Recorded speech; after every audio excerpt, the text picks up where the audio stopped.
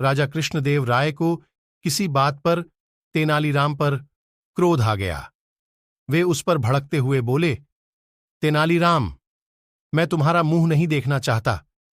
इसी क्षण यहां से चले जाओ और कभी अपना मुंह न दिखाना, अन्यथा 100 कोड़े लगवाऊंगा। तेनालीराम क्या करते? अपना सा मुंह लेकर चले गए। समझ गए थे कि सब राजगुरु का किया धरा है, जिन्होंने ईर्ष्यावश किसी बात पर महाराज को भड़काया है। अगले दिन दरबार लगा तो तेनालीराम फिर महल पहुंच गए। उसे वहां देख राजगुरु महाराज के पास कक्ष में जा पहुंचे और बोले, महाराज, देखिए तेनालीराम की उद्दंडता। उसने आपके आदेश की अवहेलना की है।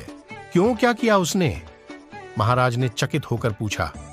महाराज, आपने उससे कहा था कि अपना मुंह मत दिखाना, फिर भी वह दरबार में उपस्थित हो गया है। यह सुनकर महाराज क्रोधित हो गए। उन्होंने सोच लिया कि तेनालीराम को इस उद्दंडता के दंड स्वरूप कोड़े लगवाएंगे। कुछ देर बाद जब वे दरबार पहुंचे तो देखा तेनालीराम अपने मुंह में मटका डालकर आया है और बड़े शान से अपने स्थान पर बैठा है। वे क्रोध में चिल्लाते हुए बोले, तेनालीराम, 100 कोड़े के दंड के लिए तैयार हो जाओ। तुमने हमारे आदेश की अवहेलना की है।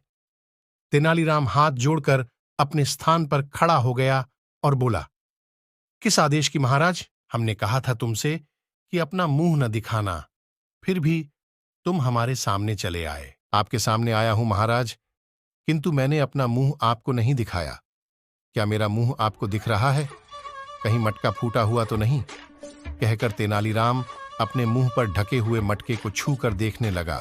उसकी इस हरकत पर महाराज कृष्णदेव राय को हंसी आ गई और वे बोले, तेनालीराम, तुम्हारी बुद्धिमानी का कोई तोड़ नहीं।